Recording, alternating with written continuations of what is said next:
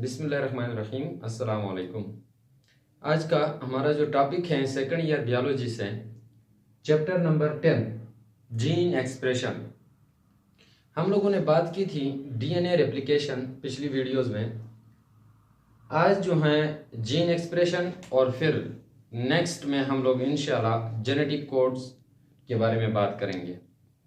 Gene expression जो है इसको हम लोग प्रोटीन सिंथेसिस का भी नाम देते हैं।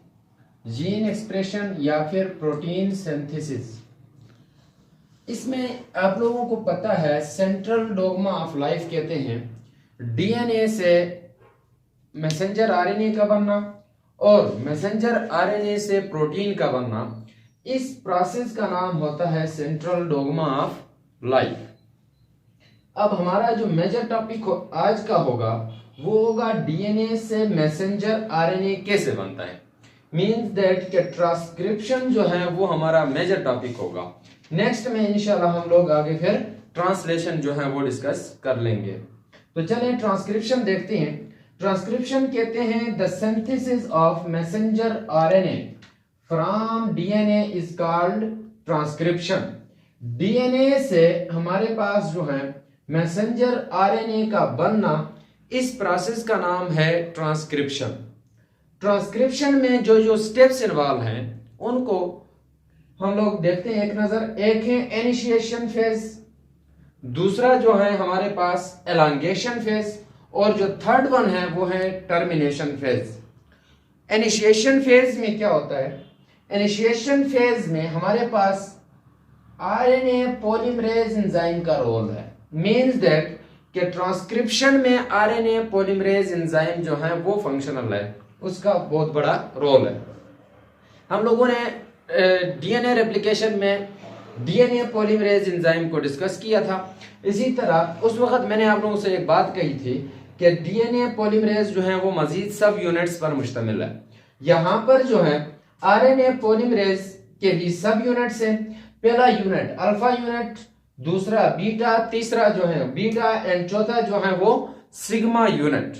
तो यहां पर जो सिग्मा के अलावा जो तीन सब यूनिट्स हैं आरएनए पॉलीमरेज के, ये मिला के कोर एंजाइम कहलाते हैं। इनको हम लोग नाम देते हैं कोर एंजाइम। इनका नाम होगा कोर एंजाइम। जबकि जो सिग्मा यूनिट है इसका जो है अलग फंक्शन है। कोर एंजाइम का अलग फंक्शन, सिग्मा यूनिट का अलग फंक्शन है। अब यहां पर जो इनिशिएशन फेज है इसमें होता क्या है कि ये जो आरएनए पॉलीमरेज हमारे पास है, ये आरएनए पॉलीमरेज एंजाइम बाइंड होगा at the promoter region of gene. Gene का जो प्रोमोटर रीजन है उसके साथ बाइंड होता है। मैंने जब आप लोगों को जीन कंसेप्ट पढ़ाया उस वक्त बताया था कि जीन के अंदर जो जीन का जो स्ट्रक्चर था, यहां पर मैंने कहा प्रोमोटर रीजन है और यहां पर मैंने कहा टर्मिनेटर रीजन है। Means that 5 prime 3 prime 5 prime and पर जो रीजन है उसको हम लोग प्रोमोटर रीजन का नाम देते हैं और इस प्रोमोटर रीजन पर आरएनए पॉलीमरेज एंजाइम बाइंड होता है। The RNA polymerase enzyme binds at the promoter region of gene located at the 5 prime end is because of sigma subunit। sigma subunit के थ्रू आरएनए पॉलीमरेज जो है वो हमारे पास promoter region पे attach हो जाएगा 5 प्राइम एंड पर। अब हमारे पास जो प्रोमोटर रीजन है उसकी जब हम लोग बात करें यूकैरियोट्स की, तो यूकैरियोट्स में हमारे पास जो है दो तरह के बाइंडिंग साइट्स हैं प्रोमोटर रीजन के। एक को हम लोग नाम देते हैं टाटा बक्स, एक को हम लोग नाम देते हैं टाटा बक्स, और जो नेक्स्ट है वो हमारे पास है टीटी गाका बक्स। यहां पर थोड़ी सी करेक्शन कर लें, ये हमारे पास यूकैरियोट्स के लिए होगा। इधर यूकैरियोट्स लिखें और ये ऊपर जो मैंने आपको अभी बताया कि टाटा बक्स और टीटी गाका बक्स, ये हमारे पास प्रोकैरियोट्स के अंदर है। प्रोकैरियोट्स के अंदर प्रोमोटर रीजन में दो बाइंडिंग साइट्स हैं, वन इज कॉल्ड टाटार्ड box, the next one is TT GACA box. अब ये जो टाटार्ड बक्स हैं, ये क्या मतलब भाई, टाटार्ड बक्स मतलब ये सीक्वेंस ऑफ न्यूक्लियोटाइड है, इनको हम लोग नाम देते हैं -10। द टाटार्ड box is also known as -10 while the TT GACA box is known as -35। जबकि यूकैरियोट्स की बात करें तो TATA box TATA box and कार्ड बक्स, इस कार्ड बक्स को शॉर्टली बाज औकात केड बक्स भी पढ़ा जाता है। तो टाटा बक्स जो है ये -25 भी कहते हैं इसको, जबकि जो कार्ड या फिर केड बक्स है इनको -70 कहा जाता है। अब यहां पर जो -25, -70, -10 और -35, इसका क्या मतलब है? तो these nucleotides, these sequences are located before the initiation site of gene। Gene के इनिशिएशन जो साइट है उससे पहले जो है ये क्या होते हैं, पाए जाते हैं, इसलिए इनको माइनस में लिखा गया है, -25। मिसाल के तौर पर हमारे पास जो है ये जीन था, ये जीन है, फर्ज करें इनिशिएशन पॉइंट ये, तो यहां से आगे यूं आते जाओ तो -10 मतलब इस साइड पे आओ तो माइनस, यहां पर फर्ज करो 10 न्यूक्लियोटाइड इस साइड पे आओ तो यहां पर जो है ये वाली सीरीज शुरू हो जाएगी। इसी तरह 35 पे आओ तो ये वाली, और -20 पे आओ तो ये वाली साइड टाटा बक्स वाली, और -70 पे आओ तो हमारे पास जो कार्ड बक्स या फिर कैट बक्स वाली जो सीक्वेंस है न्यूक्लियोटाइड्स की ये आ जाएगी, इसलिए इनको माइनस का नाम दिया गया है।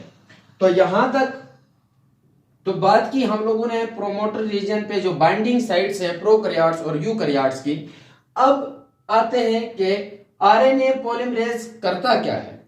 तो the RNA polymerase is similar as DNA polymerase.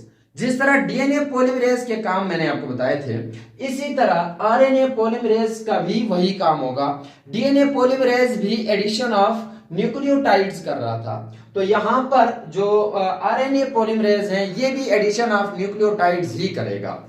लेकिन यहां पर जो आरएनए पॉलीमरेज न्यूक्लियोटाइड ऐड कर रहा है, इसमें हमारे पास जो है नो प्राइमर या no need of primer, primer की जरूरत नहीं होती, no need of primer, primer की जरूरत नहीं होती है।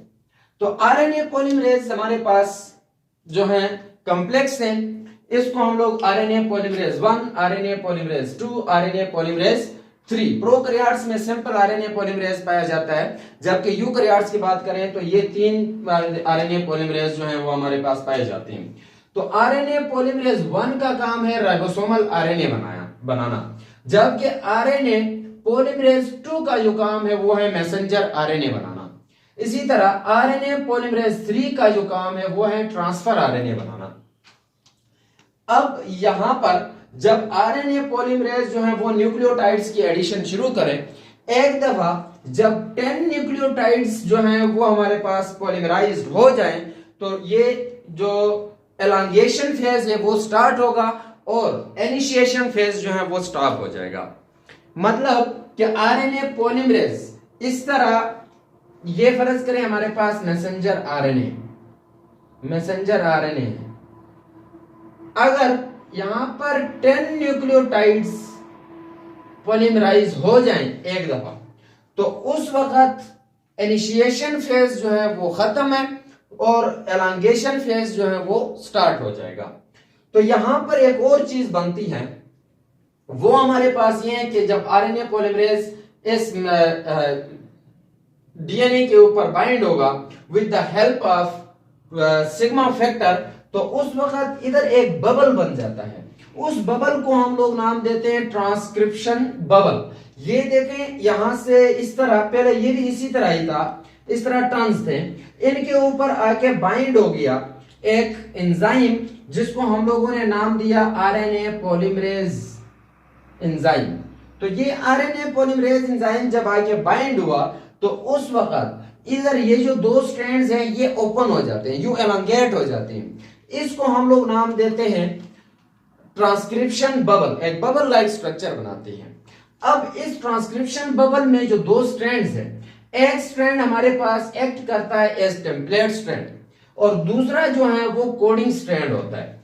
यहां पर कोडिंग स्ट्रैंड को हम लोगों ने सेंस स्ट्रैंड का नाम दिया, जबकि टेम्पलेट स्ट्रैंड को एंटी सेंस जो स्ट्रैंड है उसका नाम दिया। यहां पर इसको एंटी सेंस स्ट्रैंड का नाम इसलिए दिया क्योंकि यहां पर जो मैसेंजर आरएनए का स्ट्रैंड बन रहा है उसके न्यूक्लियोटाइड्स और ये टेम्पलेट स्ट्रैंड के जो न्यूक्लियोटाइड्स हैं वो एक दूसरों के एंटी पैरेलल होते हैं, इसलिए इसको एंटी सेंस जो स्ट्रैंड है इसका नाम देते हैं। क्लियर? नेक्स्ट जो है यहां पर मैंने ये बात भी बताई कि 10 न्यूक्लियोटाइड जब एक दफा ऐड हो जाएं तो उस वक्त इनिशिएशन फेज जो है वो स्टॉप होगा, टर्मिनेट होगा, जबकि एलांगेशन फेज जो है वहां से आगे स्टार्ट हो जाएगा।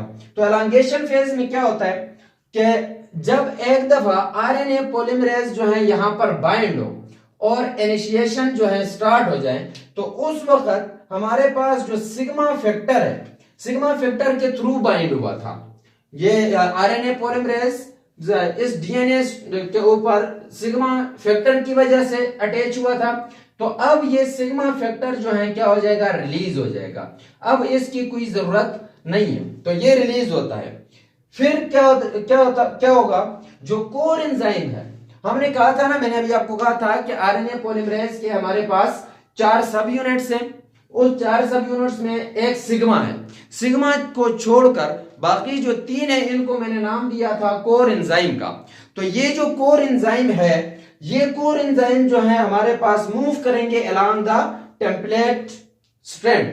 अब ये टेम्पलेट स्ट्रैंड के अलोंग मूव करेंगे और क्या करते जाएंगे, जो मैसेंजर आरएनए है इसकी सिंथेसिस होती रहेगी, इसकी सिंथेसिस होती रहेगी। जो ही ये हमारे पास कोर एंजाइम मूव करते हैं अलोंग द टेम्पलेट स्ट्रैंड तो हमारे पास ये जो मैसेंजर आरएनए का जो स्ट्रैंड है ये एलोंगेट होता जाएगा और यूं यहां से बाहर की तरफ निकलता जाएगा,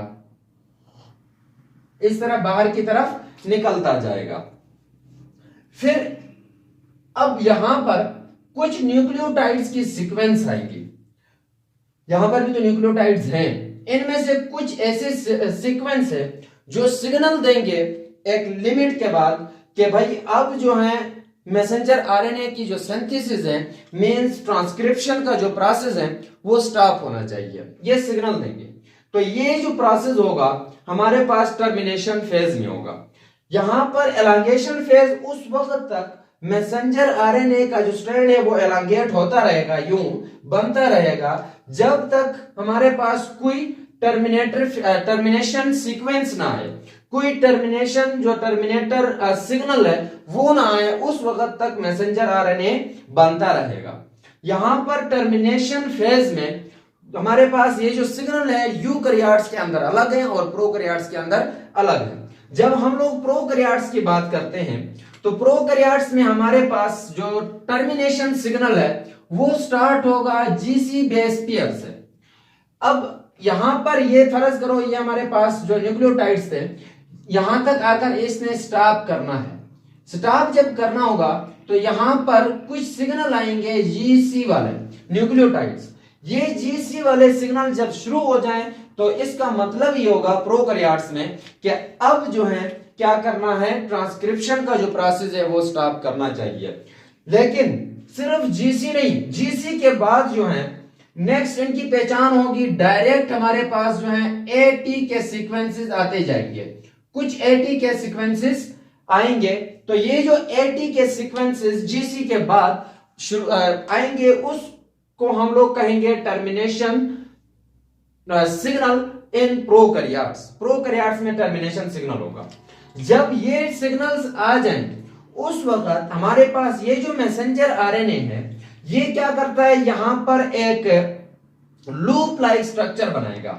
इस तरह ये इस तरह बन रहा था तो इधर ये एक लूप लाइक स्ट्रक्चर बनाएगा, लूप लाइक स्ट्रक्चर बनाएगा। जब ये लूप लाइक स्ट्रक्चर बनाता है तो उस वक्त इस लूप लाइक स्ट्रक्चर का हम लोग नाम लेंगे जीसी हेयरपिन। इस लूप लाइक स्ट्रक्चर का नाम जीसी हेयरपिन होगा। अब इस जीसी हेयरपिन की छोटी सी टेल होगी, उस छोटी टेल को हम लोग नाम देंगे AU न्यूक्लियोटाइड की सीक्वेंस होगी, ठीक है ना। इस टेल में हमारे पास AU न्यूक्लियोटाइड्स होगा। ये इस तरह का स्ट्रैंड था, इधर एक लूप लाइक स्ट्रक्चर बना। लूप लाइक स्ट्रक्चर में ये जो टेल बन रही है इसमें AU न्यूक्लियोटाइड्स होंगे, जबकि ये जो लूप लाइक स्ट्रक्चर है इसको हम लोग नाम देंगे GC हेयर पिन। ये हमारे पास होगा GC हेयर पिन। अब यहां से जो है ये प्रोकैरियोट्स के अंदर जो है ये कट कर आगे निकल आएगा। यूकैरियोट्स में ये hairpin GC hairpin और AU न्यूक्लियोटाइड्स जो है ये हमारे पास यूकैरियोट्स में भी होते हैं, लेकिन यहां पर सिर्फ ये है कि ये न्यूक्लियोटाइड्स जो हैं इनके जो सिग्नल है वो अलग है। यहाँ पे GC के बाद डायरेक्ट AD आएगा, AD के सीक्वेंसेस शुरू होंगे। लेकिन यूकैरियोट्स के अंदर हमारे पास जो टर्मिनेशन सिग्नल होगा उसको नाम दिया जाता है poly adenylation signal. Poly adenylation signal का नाम देते हैं। Means that poly adenylation signal का कि AAUUAAA इस तरह के सीक्वेंस न्यूक्लियोटाइड के जब पहुंच जाएंगे तो उस वक्त ये जो ट्रांसक्रिप्शन का प्रोसेस है ये क्या हो जाएगा, स्टॉप हो जाएगा। मींस दैट टर्मिनेट हो जाएगा और वहां पर एक हेयर पिन बनेगा और साथ में एक छोटी सी टेल होगी। तो यहां तक जो था ये हमारे पास ट्रांसक्रिप्शन का ओवरऑल जो कंसेप्ट था वो इंशाल्लाह नेक्स्ट क्लास में हम लोग डिस्कस करेंगे कि पोस्ट ट्रांसक्रिप्शनल मॉडिफिकेशन, ट्रांसक्रिप्शन की जो मॉडिफिकेशन होगी वो क्यों जरूरी है और कैसे होती हैं, इसको इंशाल्लाह डिटेल में देखेंगे। तो आज के लिए इजाजत चाहूंगा। अस्सलाम वालेकुम।